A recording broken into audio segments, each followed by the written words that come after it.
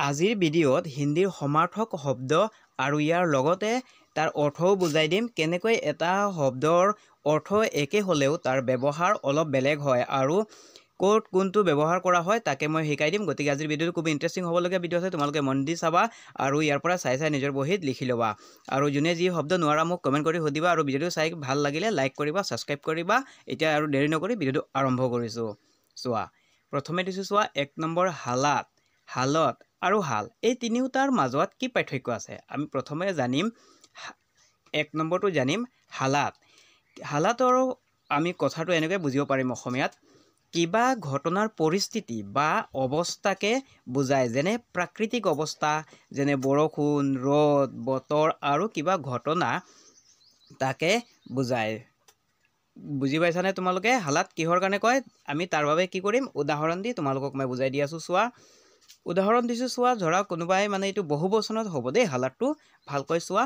যেনে শায়দ ইস মৌসম কে বাদ সড়ক কি হালাত খাৰাপ হৈ যায়গি। মানে কি ক'লোঁ মই ইয়াত, অসমীয়াত আকৌ বুজাই দিছোঁ চোৱা তলত। হয়তো এই ঋতুৰ পিছত ৰাস্তাৰ অৱস্থা বেয়া হৈ যাব। আকৌ বুজাই আছোঁ চোৱা, দুটাকৈ বুজাই আছোঁ মই বাক্যৰ ধাৰা। মুঝে হৰ হালাত মে উছে পকৰনা হি হোগা। মানে কি ক'লোঁ, যিকোনো পৰিস্থিতিতেই মই তাক ধৰিবই লাগিব। এতিয়া বুজি পালানে? হালাত মানে প্ৰাকৃতিকৰ কাৰণে যিটো বহু বচনত পৰে তাকে বুজায়, অৱস্থা পৰিস্থিতি তাকে বুজায়। এতিয়া বুজাম 2 নম্বৰ হালত। এই হালতৰ অৰ্থ কি আমি তাকে বুজাম। চোৱা, মই অসমীয়াত লিখি দিছোঁ প্ৰথমে হালত এইটো দেই। এই হালতৰ কেনেকৈ আমি বুজিম চোৱা, কোনো ব্যক্তি বা বস্তুৰ অৱস্থা বা পৰিস্থিতি বুজায়। এইটো হ'ব 1 বচনত পৰে দেই, অলপ সামান্য এজন মানুহ বা ব্যক্তিৰ বা কিবা বস্তুৰ কথা বুজায়। যেনে উদাহৰণস্বৰূপে মই বুজাই দিছোঁ চোৱা, ধৰা এজনী ছোৱালী ধৰা প্ৰিয়া, প্ৰিয়াই ৰাহুলক ক'লে, কি ক'লে শুনা, মই হিন্দীত কৈ আছোঁ। ৰাহুল তোমাৰা ইয়ে হালত কিছনে কিয়া হে। মানে কি ক'লোঁ, প্ৰিয়াই ক'লে ৰাহুল তোমাক এই অৱস্থা কোনে কৰিলে। কথাটো বুজি পাইছানে? তাৰ উত্তৰত ৰাহুলে ক'লে মেৰে ইছ হালাত কি বজহ তুম হি হো, মেৰে ইছ হালত কি বজহ তুম হি হো। ইয়াৰ অৰ্থ হ'ল মোৰ এই অৱস্থাৰ কাৰণটো তুমিহে। ইয়াত মাত্ৰ এজন মানুহৰ কথা কোৱা হৈছে দেই, গতিকে হালত মানে 1 বচনৰ কথা কোৱা হয় আৰু হালাতটো বহু বচনৰ কথা হয়। কিন্তু কি বস্তু কোৱা হয়, পৰিস্থিতি বা অৱস্থা। এতিয়া আমি বুজিম 3 নম্বৰটো হাল। এই হালক আমি কেনেকৈ বুজিম, এইটো চোৱা ভালকৈ, বৰ্তমান কোনো ব্যক্তিৰ স্বাস্থ্য বা মানসিক অৱস্থাকে বুজায় বা কিবা বস্তুৰ অৱস্থা বা পৰিস্থিতিকে বুজায়। এইটো এটা মানসিক আৰু বা স্বাস্থ্যৰ কথা বুজাব, কিন্তু এইটো বুজাব বৰ্তমানৰ কথাটো। বুজি পাইছানে? হাল মানে বৰ্তমানৰ কথাটো। যেনে উদাহৰণস্বৰূপে মই বুজাই দিছোঁ চোৱা বাক্যৰ ধাৰা। ধৰা ৰাহুলে আকৌ 2জন মানুহৰ কথাত বুজাই আছোঁ চোৱা। ৰাহুলে ক'লে প্ৰিয়া অব তোমাৰি হাল কেইচি হে।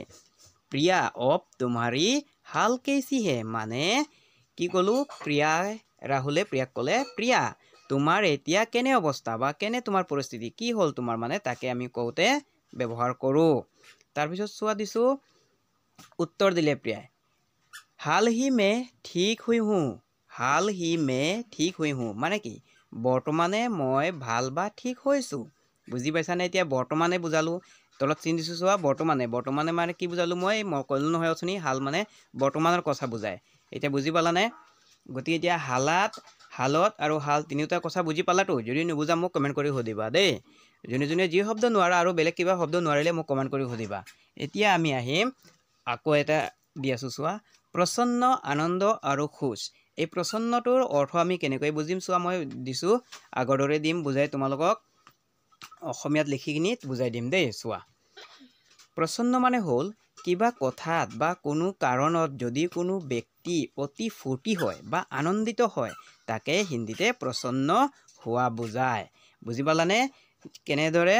তাকে মই আকৌ উদাহৰণৰে তোমালোকক বুজাই দি আছোঁ। বাক্যৰ ধাৰা হিন্দীতে বাক্য দিম, তোমালোকে মনোযোগেৰে চাবা দেই।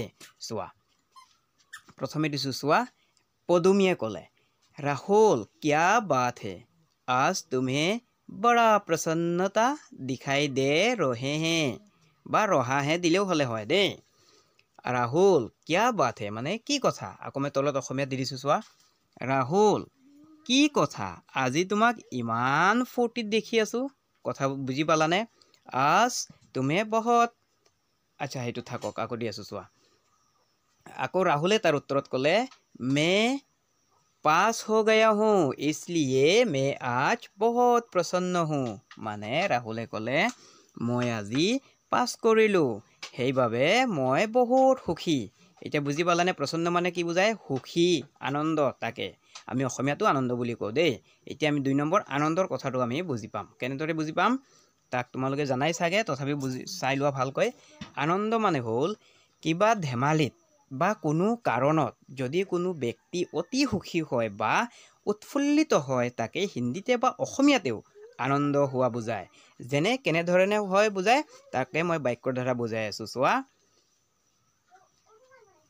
संगीताए ক'লে पता नहीं क्यों राहुल को आज बहुत आनंदमय दिखाई दे रहा है বুজি পাইছানে এতিয়া এই বাক্যটোক মই কি কৰিম তোমালোকক অসমীয়াত আকৌ অনুবাদ কৰি বুজাই দি আছোঁ যে কি কৈছোঁ মই চোৱা সংগীতাই ক'লে আমি অসমীয়াত সংগীতা কোৱাও হিন্দীতে সংগীতা বুলি কোৱা হয় নাজানো কিয় বা আজি দেখোন ৰাহুল বৰ আনন্দত আছে বা বহুত ফূৰ্তিত আছে তাকে বুজাই আমি আনন্দ কথা বুজি পাওঁ এতিয়া আমি বুজিম কি সুখ খুশ খুশ মানে কি তোমালোকে এনে কথা শুনি পাইছা চাগে ফিল্ম চিৰিয়েলত খুশ মানে হ'ল কোনো কাৰ্যত সফল হ'লে ব্যক্তিয়ে সুখ অনুভৱ কৰে বা ফুটি পায় বা কোনো ব্যক্তি অতি সুখী হয় তাকে হিন্দীতে আৰু অসমীয়াতে দুটাটো খুশ বা সুখ হোৱা বুজায় যেনে উদাহৰণস্বৰূপে মই বাক্যৰ দ্বাৰা বুজাই আছোঁ তোমালোকক বাক্যকেইটা চাই ল'বা তাৰপিছত তোমালোকে মনে মনে কৈ গৈ থাকিবা মোৰ লগে লগে তেতিয়া পাৰিবা দেই পঢ়ি গৈ থাকিবা এতিয়া চোৱা দিছোঁ